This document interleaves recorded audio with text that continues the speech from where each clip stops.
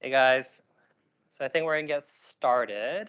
Uh, it's probably a long day for the rest of you, so thanks for coming. Thanks for being patient. Grab some cookies, please don't. Okay, so maybe before I start, I just want to say like how proud of this community I am. That we kind of made it this far, and it's probably not been easy on anyone. I don't know how many people are watching this, whoever, how many people are actually online, but I think that one thing we all share is that we all struggled by being so completely different throughout our lives. So I'm really excited to be here today to share kind of my journey so far. But I'm also really excited is that actually that you came, and so don't get up now. I'm gonna call you out. You're mine for the next hour. Um, So um, this is a brief overview of what's going to happen in the next hour. I'm going to introduce my biography. I'm going to talk a little bit about my professional work in Toronto and in Japan, and also my applications of machine learning into design and research. And we're going to have three interactive components. Hopefully it works. It's supposed to be on Google Form. My link is on the Bella, so I'll tell you about it after. Um, applications of machine learning into design and research, three interactive components where I get to be curious about you. And we're going to close off with the current LGBTQ plus projects that I'm actually working on right now to try and help our community. So a little bit about me. I was born and raised in Vancouver, fully Canadian. I studied in Montreal at McGill University, where I graduated with 3 degrees in architecture, a Bachelor of Architecture, a Master's of Architecture, as well professional architecture, as well as a post-professional architectural history and theory degree, where I studied like 15th century Renaissance treatises, etc. And kind of architects is not software architects. We're actually like, I'm talking about like building architects. Um, I've worked internationally in Kyoto, Shanghai, Hong Kong, locally in Montreal. And the last 10 years, I've been in Toronto, mostly at BDP Quadrangle and MJMA. And the kind of architecture profession is a very strange one. We travel a lot. We see buildings. We go see friends and friends who kind of pick up and switch out to an adjacent design career, much like tech. So on the left there is my friend Grace. She's looking really stylish. She studied with me at McGill, went to Harvard after, and then she switched. Now she's designing for Amazon Music and in the West Coast. Um, So we're standing there with Ryue Nishizawa. He's a Japanese architect from the firm Sana, Ryue Nishizawa and Sejima. They're a Pritzker Prize winning architecture firm. Pritzker Prize is basically the Nobel Prize of Architecture. And at their project in Grace Farm Foundations in Connecticut. It's actually a really beautiful building. If you ever get a chance, please go. There's tea houses. It's in landscape. And on the right there is Thomas Bellman, TBA Architects. They're a Montreal-based firm. They won the kind of representative of the Canadian Pavilion at the Venice Biennale, and they sent me this poncho because look, they were also designing a whole host of like merch to go with the Canadian Pavilion. And then they're, oh, Kelvin, here you can wear this. It's kind of gender bending. I'm like, sure, why not? So of course I took a photo and I sent it to them, and that's based off of Canadian films, and they're really cool couple of people. Like I would say, check them out. So, and right now I'm working with Gensler Toronto, and I'm also really excited to be working at Gensler right now. We're 7,000 architects, designers, strategists, engineers, specialist topic consultants, globally from New York City to London, Tokyo, and 49 cities altogether. And we originated in San Francisco from Art Gensler, the founder who recently passed away. So we were recently listed as part of Forbes Future 50 on shaping the future of work. And we share resources globally. I'm currently working with the teams from even New York to Silicon Valley and Texas, Seattle, Vancouver. We also have an office starting in Montreal. And I would learn along from them. These are just some of the slides from our annual report, and we're a very kind of data-centric and research-driven organization to understand how to provide for clients, like how do we decide what building to do, what kind of healthcare are we doing, what is the demographic, and how do we understand decision-making for creating great designs that are not just beautiful, but functional and answers things like climate change and every kind of topic that we have throughout all our global offices put together. And it's really cool. I can just talk to the Singapore office or Tokyo office. I'm also co-chairing the G Pride group at Gensler. So if any of you want to get G Pride for queer pride, and we're going to get connected to the New York and Boston troops. And if any of you want to like find me on LinkedIn, I'll share my slides after, and I'll guarantee a safe space for any of you who want to collaborate, bounce ideas, or just like go for coffee. I'm also planning on going to the Toronto Machine Learning Summit, so maybe I'll see a couple of you guys there. So actually, this brings me to my first interaction. If you guys are on Bella and you can see me on my profile, I put a link to this Google form. So if you guys want to like participate in that, feel free. No pressure. It's supposed to be fun, but if you're tired, you can just keep watching too. Um, raise your hand if you see it. Yeah, you see it? Okay, cool.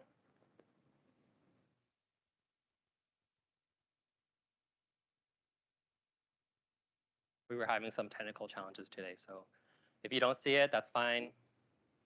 No, no, you don't see it? You see it? Okay, cool. And can you get to the form? Yeah, cool. Awesome. Okay, so I'll give it another like 20 seconds. And whoever started already, basically, I just want you to write about the last space that you visited. It can be physical space, any kind of space that you think it was really amazing, whether it's for work or fun or travel or anything that comes to your mind. And we're a queer safe space, so you can even talk about queer places that you felt very empowered or you were happy or whatever you wanted. And I'm gonna be reading this, so like don't worry, there's like it's all secret. Like I'm not gonna judge anyone. It's gonna be anonymous. And you can provide your name and email if you want to see the results. I'm gonna do an analysis and send it to you guys later. But it's gonna be after the conference is over. So maybe I'll give this just another minute.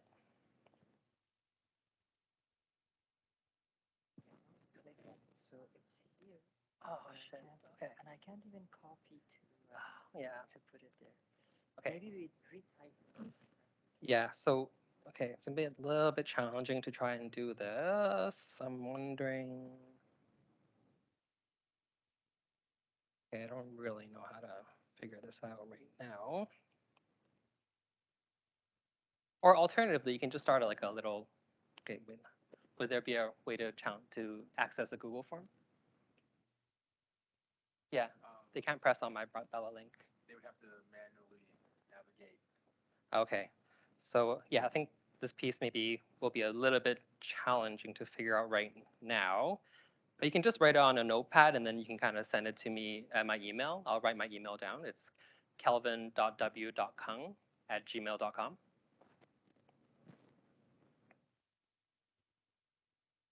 Yeah, I'll put in my notes after and then I'll send you guys. So maybe I'll move on. So Ikigai is kind of the culmination of inner work, passion, mission, profession, vocation, balanced with outer work, what you're paid for, what you love, what you're good at, and what the world actually needs. So you would think like being an architect is kind of like a perfect balance. We're passionate about our work. We have a mission, we have vocation, and we're actually paid for it. But I want to kind of start saying like so I'm gonna start my kind of Ikigai journey. This is my first project ever, first year Montreal, first year studio. We were asked to design this house based off of a character, and I got completely trashed. uh, the pros were just not interested. I didn't know who Mies van der Rohe was. I didn't know Corbusier. I didn't know Palladio. I went to public school. I'm a first generation professional. My parents were immigrants. Like I remember the critique. She was this PhD, and she asked me, like, "Can you tell me about your building? Like, is it sculptural?" I'm like, "Yeah, sure." Like, and then she's like, and then she kind of gave me this really dismissive look and started criticizing for the whole thing, which is fair enough. You have to learn how to take criticism. But it kind of spiraled on, and I remember I went home completely shocked and devastated. I remember it was like -40 winters, and I was just like, "Hey, this was a mistake." I can't. I'm probably not going to make it in architecture school, and I don't know what I'm going to do. And show of hands, who's seen Project Runway? Yeah. So Project Runway is basically like this, but I would say it's worse in architecture school, more than the TV version. People cried, people had breakdowns, people like would drop out. It was actually really tough. We had one of the New York's legacy architects, Peter Eisenman, come and give us a talk just to the first years. We were 2 months in, and he said, 90% of you will never be good enough to be an architect because it's too hard. And then he criticized and made fun of us for not reading Palladio. Palladio is an architect from the 1500s. for not knowing the Equator Libre, which is like a treatise. Like, who would read that except for you? Because he went to Yale and all these things. So I was like, okay, I'm in trouble. How am I gonna graduate? How am I gonna pay my bills? And I'm queer. Like, I was definitely letting the intrusive thoughts win that day. Um, so I didn't know what I was gonna do. I was like, okay, I don't really know how to design. I don't know how to put together a compelling design. But then one summer, everything changed. I traveled to Rome. I went to Japan with a program that I had to apply to, and I saw this Japanese architect called Tadao Ando. And his work, this is his Chichu Bichisukan, which means it's an underground museum. It translates as that. And he kind of taught me how light can be used to create warm and inclusive spaces. I didn't understand the whole kind of modernist black box that's very unemotional, very indifferent, and very intimidating, but not at all engaging. And I started seeing that there's actually alternatives to how you can design. And I started to understand that you don't have to box yourself in. There's different ways to be creative. So these are some of the views within the same museum. It's actually underground, so the light comes from above. It's all natural light. And this building definitely changed my life. He worked with Walter de Maria, James Turrell, all these kind of artists, and used Monet's work to create these light rooms. Um, it showed me what design can do, and I started to understand that we can wield the power of the built environment to communicate alternate narratives. So I think it's also because being LGBTQ, we've all had to create our own sort of realities to escape or even to even survive through our younger years, where we lived sometimes in fear. We were forced to imagine a reality without fear or being exposed as irretrievably different or alien. So um, can we as architects create spaces that are both accepting, welcoming, empathetic, and warm? And that's how I found my mission and my vocation. That's my photo on the left there. That one is a credit to the museum because they don't let you take photos. You can sketch inside with pencil. um,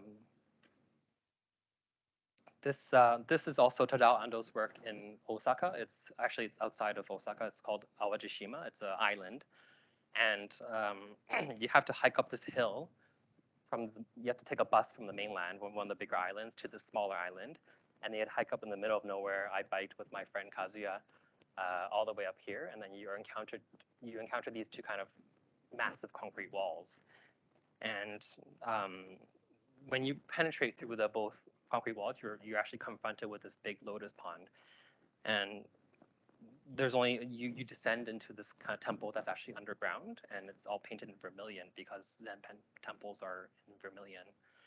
But there's only one penetration for natural light around here, the west light on the side. So when you're actually underground in the temple, you can feel the sunset coming because in Buddhism, sunset is a very important period to meditate, to understand and accept your place. So it was hauntingly beautiful, and I kind of started having these different notions. So if everyone wants to go to Japan, like ask me, shoot me an email, I'll give you some recommendations. But I kind of went back to Montreal, and then everything changed. I did really, really well. I started winning national competitions. I started getting awards for every semester. This is just a snapshot of some of the projects I did, some watercolors, line drawings. I did this submarine design turned into an Arctic Research Center as a theoretical experiment, a CNC pavilion that we CNC'd it with wood on McGill campus for addressing bee declining populations. This was an origami pavilion that we put. It's actually big, really big. You can see me there holding it up based off of slicing daikon. And I also did like a model here in the Ballet Divertimento in Montreal. It's in the ghetto area where I took every photo of every facade, ghosted it, put on Mylar, put onto LED, lit it from below, and then designed this ballet school as an extension above. And then it was 2011, so almost 12 years after, 12 years ago, sorry. And I was still itching to go back to Kyoto because there was something about that city that really attracted me. And of course, God saw an opportunity. There was a massive earthquake, the Tohoku region earthquake that was 7.1 magnitude, and it caused the Fukushima nuclear reactor leakages. And it was actually a really sad event because I remember watching on the Japanese news cycles where farmers were setting themselves on fire because they lost all their crops, or animals were starved to death because they were trapped underneath rubble from the earthquake. So again, I was at this cross point, like, what do? I have to choose. I spent 1 year preparing to go to this place for work. I found a place to stay for free, basically. And most of my Montreal classmates or colleagues, they already had jobs lined up because their parents were either architects or lawyers or doctors and people who were very well connected. And I didn't have any of that. None of my family were in design, and I already like spent all my time trying to create jobs and send applications. So, and then I just didn't know the right people, and I was getting really desperate because there was also a requirement for you to actually like have a certain amount of time period that you're working at an architecture firm, so then they actually let you graduate. So I didn't know what I was gonna do. It was like every single day my friends were, "Oh, do you hear, Kelvin? There's more radiation. Are you really gonna go?" I'm like, "Okay." And my parents thought I was crazy. I didn't tell them I was gonna go until like just a week before, and I went, of course, and I went anyways. And I worked. Sorry, this was the Sendai Mediatek. It's in Sendai, designed by Toho Ito. This is it was actually designed with using inspiration from kelp. So elevator cores go through each of these cores that penetrate every single level. There's community centers, libraries, galleries. A lot for the community. It's really beloved, and it's designed to be resistant to those earthquakes. And actually, the building survived. The building kind of stood. But of course, there's rubble and some of the ceilings fell off, but the major structure was fine, and now it's back and up and running. There's actually a video of it on YouTube. It's actually a very interesting building. And I worked at a local firm called Shinsaku Munimoto. It was fully in Japanese, and we designed. You can actually see this building right now in Shijo-dori, downtown Kyoto, where we designed a Lush store, and we kind of did these experiments, doing different design options for the facade, like the front face of the building. And we also partnered with Kyoto University to do an early form of machine analysis where you can see and track the eye on how people evaluate the facade and understand how good of a design it is, how attractive it is, what they look at, how long they look at things. So it was really, really cool. It changed my mind a lot of things. And you can use it to evaluate design. And the other weird thing I did was I was dead set on learning Kyudo. Kyudo is Japanese archery. It's one of the most ancient art forms, martial art forms. Um, it's like karate-do or like judo or whatever. So Kyudo is the archery version. And in Kyudo, Ikigai, the version of Ikigai in Kyudo is called Shinzen and Bi. So Shinzen and Bi means truth, benevolence, and beauty. And they have a major concept of called Mushin, which is like no mind. And so the bow is 2.2 meters long. The most expensive ones are made out of bamboo, and it takes a bamboo craftsman to do it. That's some of my sensei there on the right side and to the left. I'm in the very middle there, in case you don't recognize me. Yeah, I'm this one. It's been a long time. My hair grew out. I'm still young though. It's okay. I tell myself that every day. I start wearing night cream. Uh, that's my sensei there, Yamaguchi sensei and Nakagawa sensei. They were really cool. They were like 80 years old and they were still like strong as heck. It was like insane. Um, but the process of the archery shot comes in 8 steps. It's an overhead shot, and it's resembling the metaphor of a piece of bamboo. You typically shoot at a 28-meter distance. That's the standard. We also go up to 64, 124 meters. And this was shot at the Heian Jingu. It's one of the biggest shrines in downtown Kyoto, and it's one of the most ancient ones. And I had the biggest privilege to really shoot there. And it's kind of half open architecture. It's ephemeral, and your target is there. But what I wanted to describe was that in Kyoto, there's actually the other name for Kyoto in Japanese is called Ritsuzen, which means standing meditation. And I remember my sensei told me it's considered the martial art that's closest to Zen. Because the opponent is not another person, but yourself reflected inside the target. And this part kind of a little bit theoretical, so hopefully you won't be bored. But they basically describe there's 3 levels of archery skills. One is toteki, which is when the arrow hits your target, and you only care about hitting the target. The second level is called kanteki, which is when the arrow pierces the target and you have to shoot with an intention like you're killing an enemy. And the third one is called zaiteki, which means the arrow is already within the target and you're there to only fulfill the task of the arrow being released. So this is the true goal of Kyudo, and it was like very philosophical and kind of design and everything I was interested in. See, here are some of the diagrams where you have to use your body and the kind of specific spinal cord to channel the kind of energy, and you have to use your back muscles. But the last one, Zaiteki, is when the archer has unified his mind, body, and bow into one, and shooting becomes natural and instinctive. So I kind of started thinking uh, the idea of a dojo as a place where one can find themselves. Everyone was actually very encouraging. The senseis were strict, but they were actually really encouraging and warm.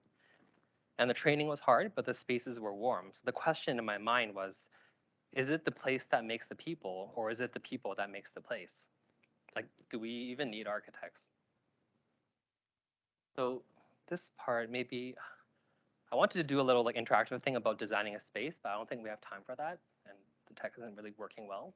But I wanted to kind of go through a series of questions where I took the City of Toronto's engagement, actual one, and asked people what they wanted for a building, just to kind of show everyone what it's like to design a building, and then have an interesting summary for that. So I don't know if we have time. Maybe we'll go back if we have time. But that engagement interaction piece was to show how do we actually create a building as a big community, and how do we actually create a design that people can live in and engage in and find helpful in their lives. So this one here is it's in Seattle. It's the Office of Metropolitan Architecture, the Seattle Public Library. Um, it basically combines a lot of different uses, from books to headquarters to office, and it was a very kind of innovative building at the time because they mixed all these different uses. They did a TED Talk in 2010, about 12 years ago, and what they did is that they worked with all these librarians and got a really strong understanding of what the actual building is supposed to do. Actually, Microsoft's supposed to be there. Music, gates, and they collected a lot of information, and they started actually using the words from that information as diagrams. And from using those words and diagrams, that actually became the design process. So you can see here, this outline is actually very similar to the final product of the library. So it's a little bit kind of crazy, but it seems simple. It's like, oh, okay, if the librarian tells me I want my books on this level, and you start doing it, and then you create like a little wrapping that wraps it. It seems almost too simple, but when you stick with a very simple process, but you're very, very rigorous about it, then you come up with a building that no one has ever seen before, and you start answering a lot of questions. So what I did do here is where I'm kind of jumping into the more tech piece is I always wanted to answer that question where like how do we actually design buildings for, and how do people actually want to use it? So one night during the pandemic, I was actually kind of depressed because I was like, okay, this sucks and no one cares about our buildings. And it was December 2020. And just one night I was wondering, how do we actually create engagement, like ask questions to the community and get these kind of answers back? Oh, the design has to provide safe and accessible space for street involved persons. How will homeless people be designed for? Ask them how to make a safe space. The west location of the building is not good because it's not accessible by transit. Concern about stairs and accessibility. The food access is involved is a big plus for me, but it's difficult to access food. Uh, it's concerned about the safety of having so many seating areas along the steps. So these are the kind of answers we get when we ask people what do they want in a building, what do they care about, what are the concerns. And so this is actually really important for me because sometimes I meet architects, like the really famous ones, they always love dropping a building and then people who have to live there have to deal with it. But I'm much more interested in understanding how can we build a building from the ground up, truly from the people.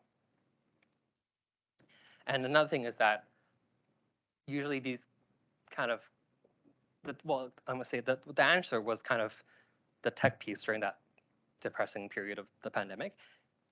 We can actually use machine learning to interpret a lot of comments, because the restriction when people are manually interpreting comments is that you only have 200 to 300 people answers, whereas a building, like there's way more than 200 people that are going to use it throughout this 50 years to 100 years of lifetime, right? So, and also those 300 people, like who are those people who are actually answering those questions? Are LGBTQ people answering those questions? Do we get to the queer people or anyone else? So I'm wondering, like, the question was, how do we find reasons to get those comments? And are we asking the right questions? Are we finding the right groups? Are we providing the right access? And the question boils down to the fact that we really need thousands and thousands of comments to lower comment interpretation time and to increase the amount of questions and comments. So I started using natural language processing as a type of machine learning to understand comments. And the results were actually quite interesting, right? Right away, you can start understanding polarities, sentiment, to kind of frequency of words. So like just taking one of our engagements from the firm I was with, we understood darkness was a generally perceived concern. Everyone hates dark places. Uh, and concern was a very common word. So that actually provided a lot of clues. Like, what do we actually want to know? Are there what are they concerned about? What are people actually generally concerned about, right? Um, so and from a cloud word cloud analysis, we understand most people want a park. They want openness. They want safety. They also really prefer outdoors on the right there. So the larger the word, the more people asked for it, is basically the summary. And you can also do a sentiment analysis. We showed them an architectural rendering that was very open, bright, and beautiful. And there was a lot of natural light, and the results were very positive. It was generally neutral to positive here, and then negative over here. And that was a great understanding quickly, right? Oh, if you show 2,000 people, you can understand this design. Is it good or not? Do people hate it, and why? And we also did another test where we showed an existing building that we built years ago just to see what are people saying about it. And we found like just what's called a trigram analysis. So for example, trigram is like when there's three groups of words connected together. So one thing that we found the connection was with like crime and bed bugs were commonly mentioned alongside the building. So you can do a really quick understanding of what's going wrong with the building. What are people concerned about? And you can even like start filtering through comments on Instagram to architectural record, open mail, Yelp, CBC, and understand what like directly from the people, what do they care about? So one thing we understood was that when we do long facades for one of our buildings, it became a really great walk for people with dogs. They liked it. Somehow there was directionality to it. People found it was calm. It was very, very like engaging for them. Or we had these series of like steps. It's a bit small here, but we found that actually families love sitting there informally and gathering. So the steps become also a gathering space. And you can also go through articles and see, okay, people like this facility for this reason. People hate this because it's a, the tenants were relocated or whatever. So you can quickly understand what people's opinions are directly from the people, from article writers that are beyond, architectural critiques sometimes, because not everyone gets to voice their concern or voice their opinion if they don't have the right access, right? So we also did a design for a new building, and I went in and did a research there through Instagram location tags, and you can quickly understand, look, murals were mentioned the most, like many, many times. And then you can go back and be like, oh, actually, there's a local mural that people care a lot about. And that's something that you wouldn't really know as an architect unless you were a resident there, right? Um, or for example, I was thinking like, what if there's a really important and sacred tree? Because I remember in elementary school, one of my teachers, Valerie Jerome, she was an Olympian. She and her neighbors used to take care of an eagle because they would protect this tree, and the eagle would come every single nesting period. But unless you're a resident, you wouldn't know. So if we kind of do this kind of thing, then you can start understanding what do people like, what is sacred to the people living there. And if keeping a tree is completely within the purview of a design, you can say keep this existing tree. Other things I started doing was like object detection, understanding like how people use spaces. So if you take just the video, you can start looking at, oh, how many people are actually passing through the space? What's a car that's passing through the space? Or how dense people are using the space. So I just took a video from Kyoto, downtown Kyoto, near my project. Please go visit it one day. But like, red colors are like, there's groups of people. Green colors are less people. You can start counting the amount of people. And then you can use this kind of information to start understanding where do we want to spend the budget of our building to create an engaging design, and where you can cut down on the cost, right? So so how do we actually add value to what people actually care about?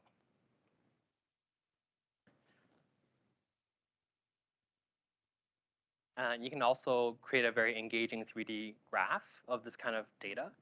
Um, how this can help is that you can create an interactive element that allows architects to be engaged to and communicate with the client as a form of, or at least form of kind of consensus building. Oh, look, this many people want this many people want this, and you quickly understand it while you design. So it helps drive decision-making process. You can also, show demographics and etc. Locations where people live. And what I ended up with was I had this kind of machine learning powered process that simplifies and expands our capability to add value to a site. You can start you can start understanding what the people already are existing in this kind of new site that you're looking at, what they care about, what things that have already happened, what things you should protect, and what things you should know about them. To a sort of kind of like ML piece of ethnography. It's like ethnography is a study of people. And then you can use this to understand what people want to become using this new building.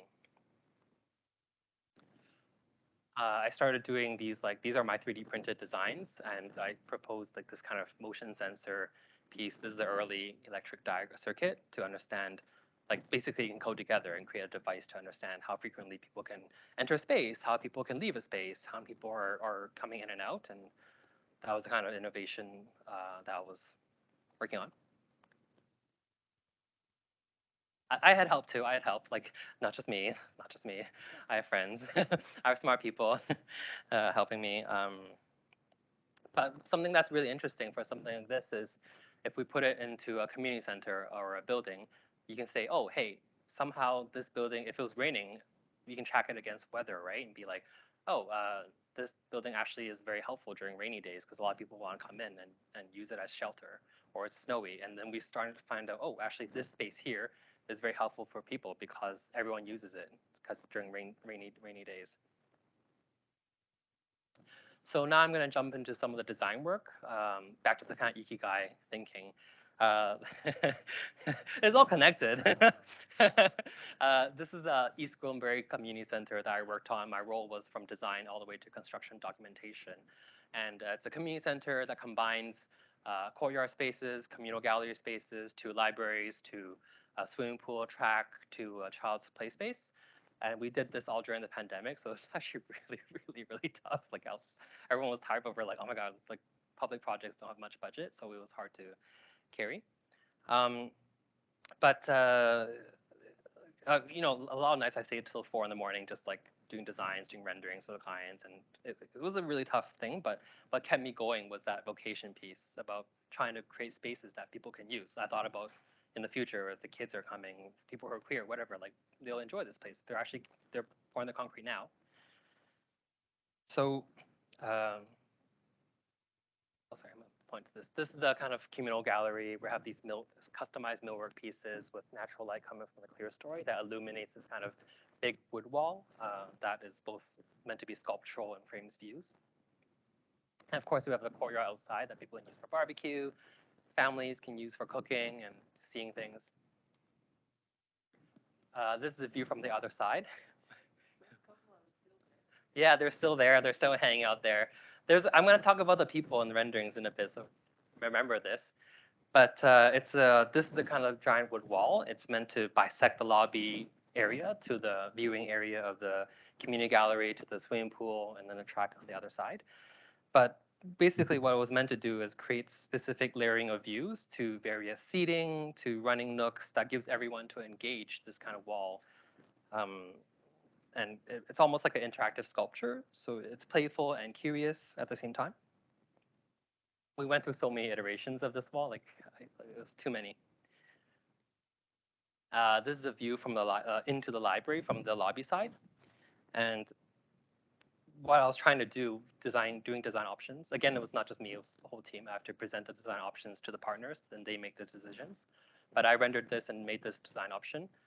Was can we create a library that's inherently imbued with a sense of curiosity, a sense of playfulness, a light that is both peaceful and is empathetic? Can we have a library that is welcoming and you can just watch the sunlight? I did 3 skylights hidden by these kind of folding drywall ceilings to kind of create a sense of curiosity and mystery. We can sit on the side and watch the sun illuminate and pass throughout the day. One project I want to also talk about is the Western North York Community Center, and it's a whole team effort again. My scope was largely the site design and the facade design. So this is just a kind of snapshot of designing the overall site. We did this all in Revit, and it's you can't really see too much, but these are all like spot elevations that are accurate to the sea level, so they're all physically accurate. You can actually build this, and you have to understand existing tree heights to building height or slopes required under certain guidelines.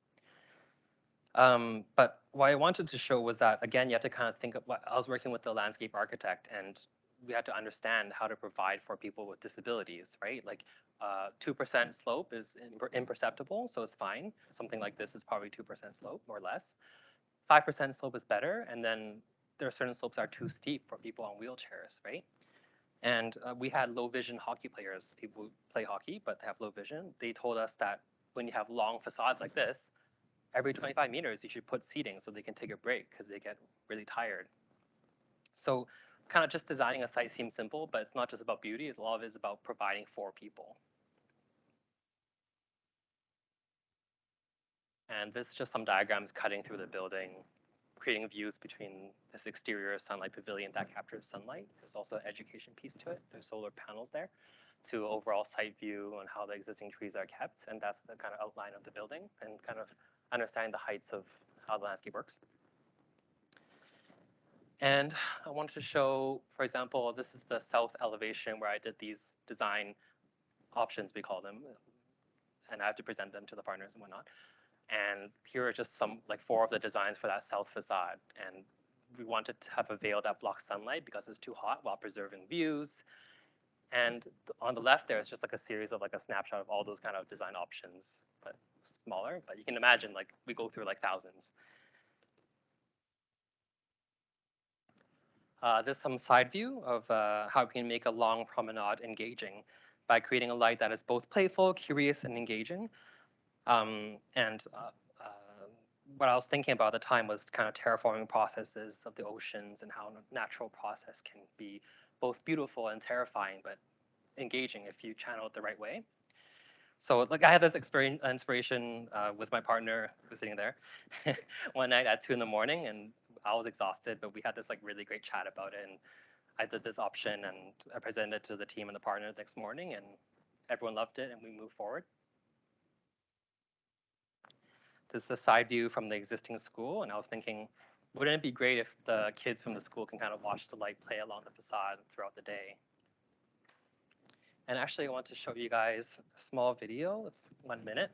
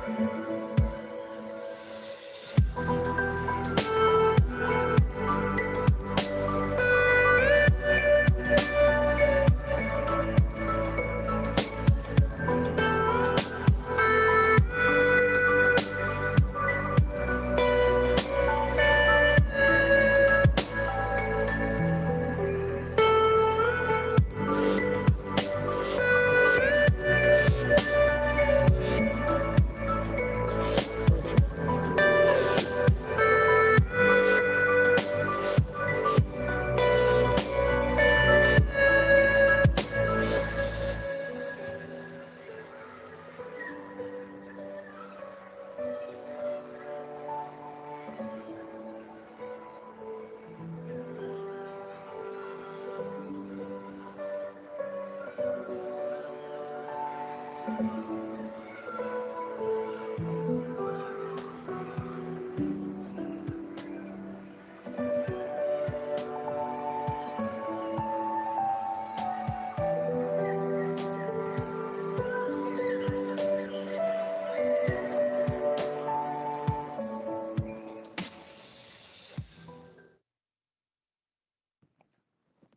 it.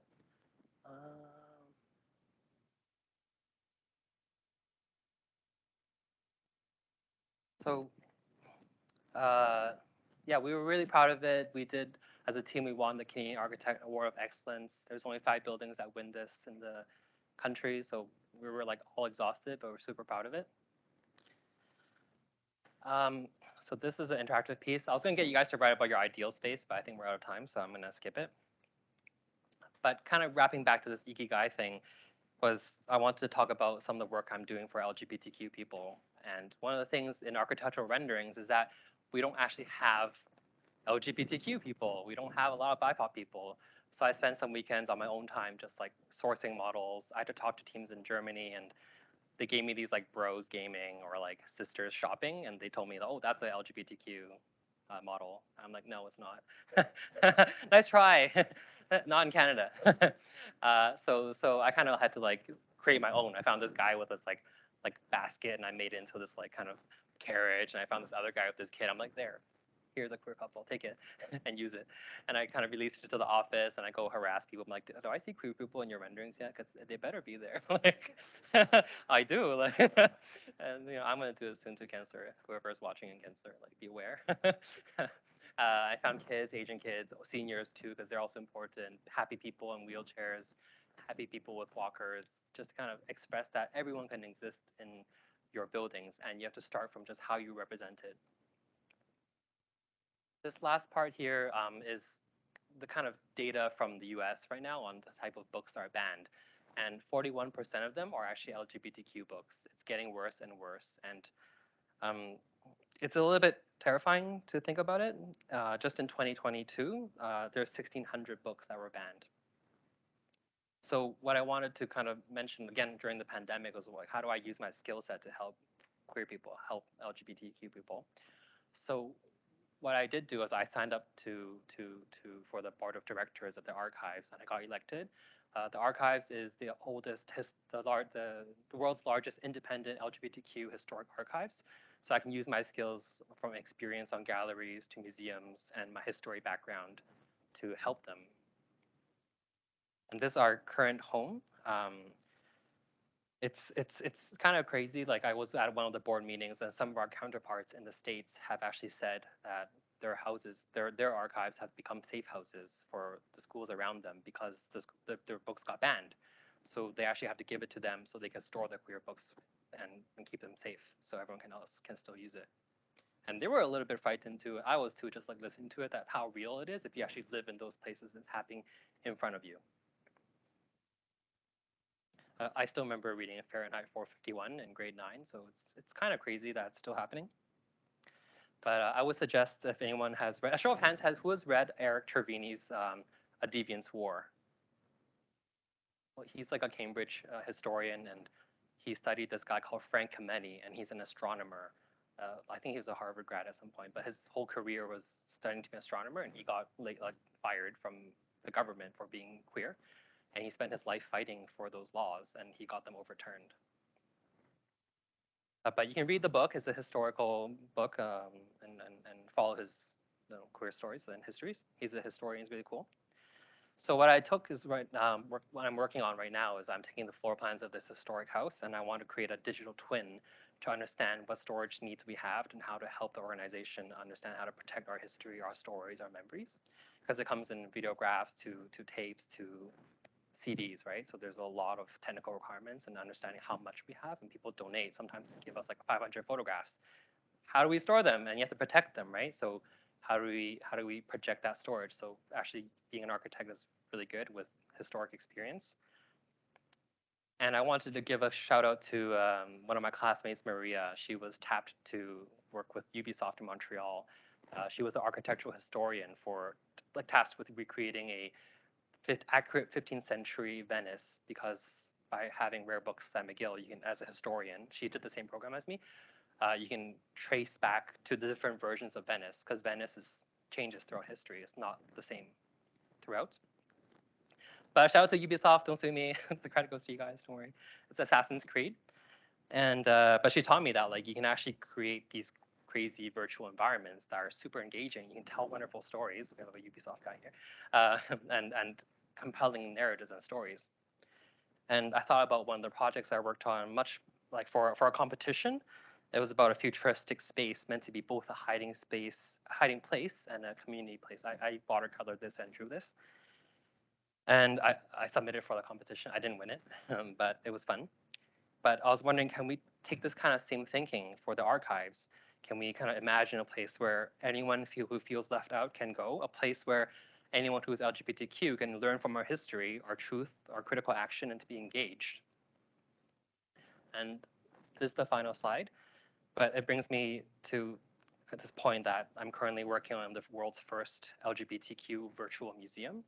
And what I want to do is that I want to create a place where we can relive historic queer spaces that are accurately recreated for people to actually experience. Like some of these places are already demolished, they're gone. So can we create that virtual environment, much like Assassin's Creed, where people can engage and learn from these histories? Can this be a place where we can find freedom and satisfy our curiosity? That's it.